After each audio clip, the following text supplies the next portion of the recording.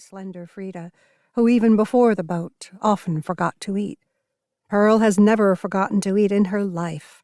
During the worst of the Great War and then the Revolution and war with Poland after, her hunger was so raw it addled her thoughts, gnawed at her stomach lining.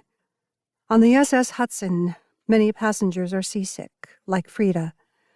Pearl squeezes sideways between tables, casually skims stray peas and carrot knobs from abandoned bowls of soup, scrounges a section of orange, a scrap of pinkish-brown herring.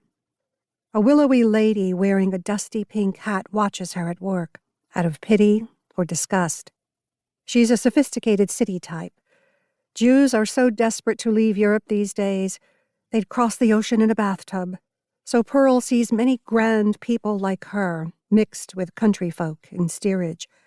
This lady has a long, lovely face, pale with a pointed chin, and shrewd gray-green eyes like a cat. Pearl noticed her when she came into the dining room on the arm of a young man who pulled out a chair for her.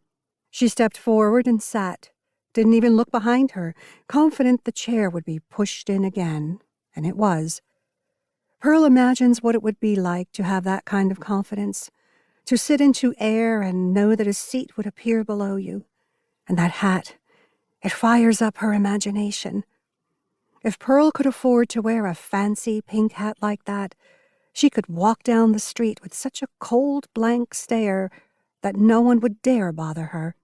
She's known plenty of women who aren't strictly beautiful, but in the right hat or dress, they're magnificent. Their clothes teach the world to treat them with dignity. The pink lady notices Pearl staring, gives her an inquisitive look, and Pearl, who feels a puzzling itch to capture this exquisite woman's attention, surprises herself by nervously extending a roll and asking, "Maybe you want half?" In response, she averts her eyes. "It's all right," says Pearl, fearing she's committed a blunder, but unable to stop herself. "You can have the whole thing if you want." "I'm afraid I'm not very hungry." Looking as if she's smelled something rotten, the woman rises and leaves the table, followed by her male companion. Pearl returns meekly to her seat. What was she thinking, speaking out that way? "This food's awful," she tells her sister. "If they let me in the kitchen, I could do better." "I heard you," says Frida. "The way you talk, it's embarrassing." "What did you hear?" Pearl suspects her sister's right, but doesn't like to admit it. She lacks her sister's talent, if you can call it that, for small talk. Frida grabs a roll and shoves it rudely at Pearl's chest. "Go on, have it. That's not how someone with manners speaks. Didn't you see that expensive dress she had on? Didn't you hear her pretty accent? Imagine what she thinks of us."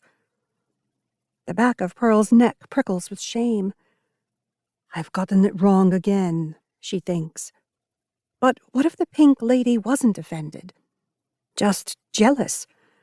Because Pearl was brazen enough to do whatever she felt like. If that lady wasn't so polite, she'd pick up scraps too. Polite people don't survive in this world. "We're from plenty good stock," says Pearl. "Father's from Lithuania."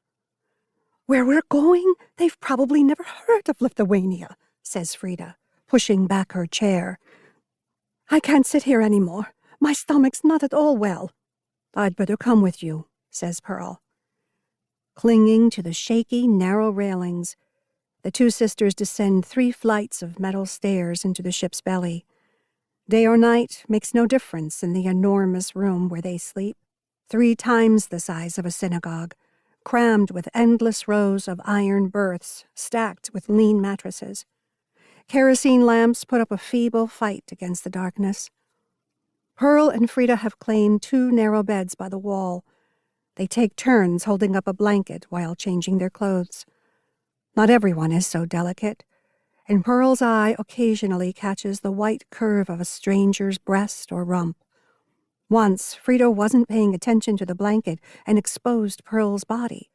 "Raise it higher, higher," Pearl hissed, imagining everyone staring at her fleshy, hairy arms, her dark